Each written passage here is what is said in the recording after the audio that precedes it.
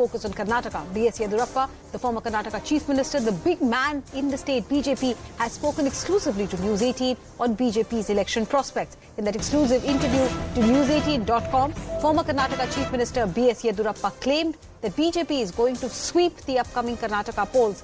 BSY also claimed that 80 to 85% of the Lingayats are supporting the BJP. He called Shettyar and Savadi cheaters. These are the two leaders who have left the BJP and joined hand with Congress. In the exclusive conversation to our website news18.com, B.S. Yediyurappa said Amit Shah also telephoned Shettyar personally and asked him to come to Delhi and become a Rajya Sabha member, and later he would be made a union cabinet minister.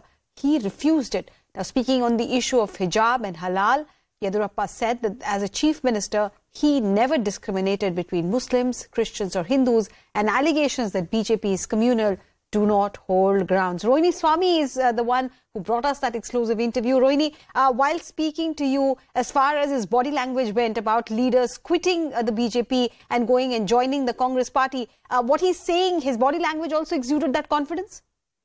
Absolutely. And not only is the confidence that they're going to cross 130 seats in Karnataka, and they feel that people like Jagdish Shettar and Lakshman Saudi, their exit will not affect the BJP at all. Rather, it's an important way he's actually projected it, and he said that they have cheated the party and the people will teach them a lesson. So clearly, the BJP right now is not only in a way that they are trying to gather their troops together. And we have seen a very important development yesterday where Prime Minister Narendra Modi called up Yediyurappa, who recently announced his retirement, and told him that he should also be on board, where Mr. Yediyurappa told me in this interview very specifically that he'll be given an important position. So clearly a message also being sent to people and the cadre as well, that anybody who's looking at exiting will be betraying the party and betraying their own ideologies, and so they should not be doing so at this point of time. Yediyurappa shepherding everybody together, and the confidence in which they're looking at, not just for themselves, but Yediyurappa also is confident that his son, Bihar Vijayendra, will also get an important position, because he feels that Vijayendra, whichever constituency the BJP had earlier lost, Vijayendra has managed to win it for the BJP when he's been given the task. And so looking for something important for his son as well. But Yediyurappa leading the campaigning and looking at visiting at least 4 constituencies per day. Rohini, one particular point that he made in that interview was about halal and hijab. Now, on the one hand, a ticket has been given to the person who actually raised the issue of hijab. The BJP state unit also believed that the 4% Muslim quota, taking that away, also will have a role to play. So while we have all of that on one side, for him to say, I as a chief minister never discriminated, balancing act, would you say? And not just that, I also asked him that question, saying Yashpal Suvarna, the candidate from Udupi, is the face of the anti-hijab campaign. And I said that while the campaign is on, the issue of halal and hijab also is being raised.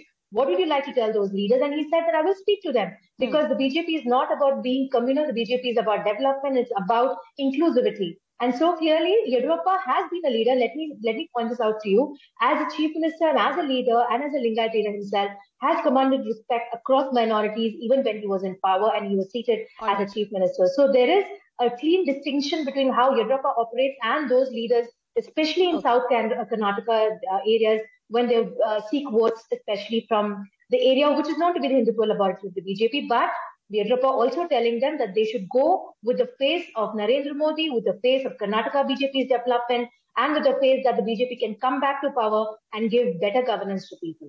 Right, Rohini Swami getting us that exclusive interview with B.S. Yediyurappa, the main man for the Bharatiya Janata Party as it tries to defend its throne in Karnataka. You can read that full interview by Rohini Swami on news18.com. But we are shifting focus to West Bengal. But before I go to West Bengal, let me just tell you once again what are the big news points from that B.S. Yediyurappa interview.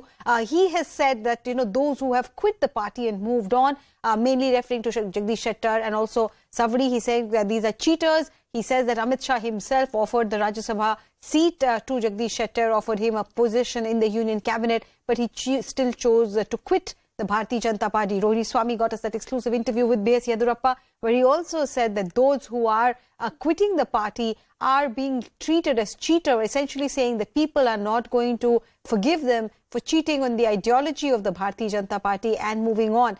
The balancing act that Rohini and I were conversing about also, he said that as a chief minister, I have never discriminated between various religious followers, be it Muslims, Christians or Hindus, and allegations that BJP is communal also does not hold ground. That's an important point that B.S. Yediyurappa is making there, saying that, the BJP is not a communal party, even as Congress says that the BJP is a sinking ship, and there is not much there in terms of, giving BJP another chance in the upcoming Karnataka polls. If Rohini is still there with me, can I go back to her? Because Rohini Swami is the one who got that interview with B.S. Yediyurappa. And Rohini says that, not just saying those words, but B.S. Yediyurappa also exuded confidence while speaking to her, saying that 80 to 85% of the Lingayats are supporting the Bharatiya Janata Party, and therefore this entire narrative that is being built that Bharatiya Janata Party is going to lose the support of Lingayats is something that Yediyurappa is rejecting. Rohini, you're back with us. 80 to 85% Lingayats are supporting the BJP, says Yediyurappa. The basis of this claim?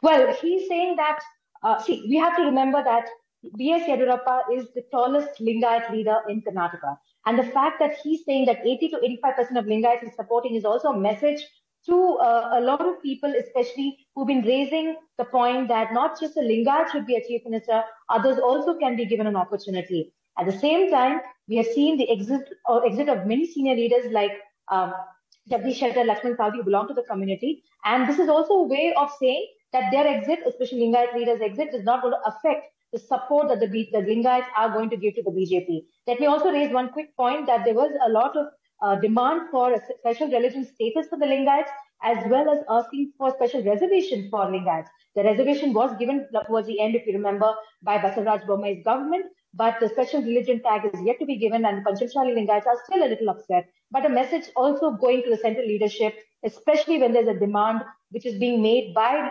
around 50 to 60 Lingayat MLAs who are saying that a Lingayat face should be the chief minister when the BJP comes to power. And very quickly, did he say anything about anti-incumbency? Is that not a soft spot for the BJP as it goes into these polls? Well, they do know in their minds that there is a sense of anti-incumbency in certain areas, but they want to exude as much confidence as they can right now. While their internal surveys have shown that they do seem to be dragging a bit, they want to show 135 to 150. We should remember that Amit Shah has given them a target of 150 plus, but they're confident that they will cross 112, which is the 113, which is the magic number, and they want to not rely on any party. They want to come as a single majority. And I'd like to bring in a point of how when I asked him about the JDS, he said there's no point in talking about the JDS because we're coming on our own. So clearly that is the kind of confidence they're exuding. All right, Rohini, thank you so much. Congratulations.